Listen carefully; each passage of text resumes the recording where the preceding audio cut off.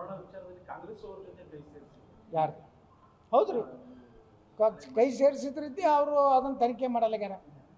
ಇದೇ 2 ದಿವಸ ಮಾತಾಡಿರಲ್ಲ ಸಿದ್ದರಾಮಯ್ಯನವರು ವಿಧಾನಸಭೆ ಒಳಗೆ 2 ದಿವಸ ಸದನದಾಗ ಮಾತಾಡ್ಯಾರ ಕರೋನಾದಾಗ ಯಾವ ರೀತಿ ಭ್ರಷ್ಟಾಚಾರ ಆಗಿತ್ತು.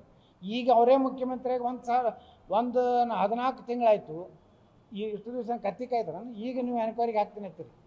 ಬೋವಿ ನಿಗಮದ್ದು ತಾಂಡ ಅಭಿವೃದ್ಧಿ ನಿಗಮ ಅದು ಯಾವುದೋ ದೇವರಾಜರ್ಸ್ ಟ್ರಕ್ ಟರ್ಮಿನಲ್ದು ಈಗ ಯಾಕ್ರಪ್ಪ 14 ತಿಂಗಳದಾಗ ಯಾಕೆ ಹಿಂದೆ ಹಾಕಲಿಲ್ಲ ಅಂದ್ರೆ ಈಗ ನಿಮಗೆ ಬತ್ತು ಈಗ ಜಿಗಿದು ಮಾತಾಡ್ತಾನೆ ಡಿ ಕೆ ಶಿವಕುಮಾರ್.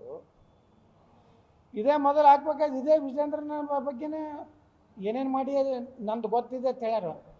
ಬಹಿರಂಗ ಕೊಡಿಸ್ರಿ ಅಂದರೆ ಮೊನ್ನೆದು ಭಾಳ ದೊಡ್ಡ ಸೆಟ್ಬ್ಯಾಕ್ ಏನಾಗಿತ್ತು ವಿಜೇಂದ್ರಗಂದ್ರೆ ಅವ ಏನು ನಿಂತು ಅಲ್ಲಿ ಸಹಿ ಮಾಡಿಸ್ಕೊಂಡಲ್ಲ, ಅದರಿಂದ ಈ ಮನುಷ್ಯ ಎದುರಿಸ್ತದಾನೆ. ನಾ ಹೈಕಮಾಂಡದವ್ರು ಕೇಳ್ತೀನಿ, ಬಂದಿದ್ರಲ್ಲ ಅವರು ಇನ್ಚಾರ್ಜ್, ಮೊದಲು ಇವ್ರದ್ದು ತನಿಖೆ ಮಾಡಿಸ್ರಿ.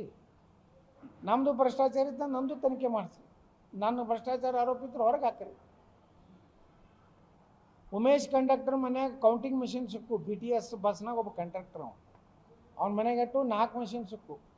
ಇಡಿದವ್ರು ಹಿಡ್ಕೊಂಡು ಹೋದ್ರಿ. ಇನ್ನ ಎಲ್ಲಿ ಹೋಯ್ತದ ಈಗ ಆ ಮಷಿನ್ಗಳು ಎಲ್ಲಿ ಹೋದ್ವು? ಆ ರೊಕ್ಕ ಸುಮಾರು 1,000 ಕೋಟಿ ರೂಪಾಯಿ ತಟ್ಟು ಡಾಕ್ಯುಮೆಂಟ್ ಸಿಕ್ಕು. ಅದು ಎಲ್ಲಿ ಹೋಯ್ತು? ಅದನ್ನ ಯಾಕೆ ಮುಚ್ಚಿಟ್ಟಿರಿ?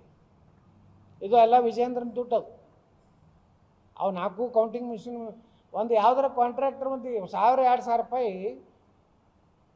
ಕಡಿಮೆ ಬಂಡಲ್ದಾಗ ಬಂದಿತ್ತು ಅಂದ್ರೆ ಮೋತಿ ಮ್ಯಾಗ ಬಿಸಾಡ ನಾವು ಉಮೇಶ್ ಕಂಡಕ್ಟರ್ನ. ಇಂಥವ್ರೆಲ್ಲದಾರು ಇವ್ರು ಕಳ್ರು ಈಗ ಭ್ರಷ್ಟಾಚಾರದ ವಿರುದ್ಧ ಹೋರಾಟ ಮಾಡೋಂಥ ಅದಕ್ಕೆ ನಾವು ಹೋಗ್ಬೇಕು. ಇಡಿಯವರಿಗೆ ನಾ ಕೇಳ್ತೀನಿ, ನಾನು 4 ವರ್ಷದಿಂದ ಇಡಿ ಈಗ ಉಮೇಶ್ ಕಂಡಕ್ಟರ್ ಎಲ್ಲದಾನ ನಮ್ಗೆ ಹೇಳ್ರಿ. ಅವ್ನು ಯಾಕೆ ಅರೆಸ್ಟ್ ಮಾಡಿಲ್ಲ ಏನತ್ತ? ಅವ್ನ ಮನೆಗೆ ಇಟ್ಟು ಸಿಕ್ಕಾವಿಲ್ಲ ಡಾಕ್ಯುಮೆಂಟ್ಸ್. ಈಗ ನನ್ನ ಮನೆಗೆ ನಾನು ಈ ನೋಟಿನ ಮಷಿನ್ ಇಡ್ತೀನಂದ್ರೆ ಬ್ಯಾಂಕ್ನಾಗ ಇರ್ಬೋದು. ಈಗ ನಾವು ಒಂದು ಮನ್ಯಾಗನೇ ನೋಟಿಂಗ್ ಕೌಂಟಿಂಗ್ ಅಂದ್ರೆ ರೊಕ್ಕ ಇಟ್ಟು ಬರ್ತಿರ್ಬೇಕು 4 ಮಷೀನು. ಇದೆಲ್ಲ ಆತ್ಮಾಲೋಕನ ಮಾಡ್ಕೊಳ್ಳಿ. ಇದೆಲ್ಲ ಕರ್ನಾಟಕದ ಜನರಿಗೆ ಕಣ್ಣಿಗೆ ಮಣ್ಣು ಹಚ್ಚೋ ಕೆಲಸ ಮಾಡ.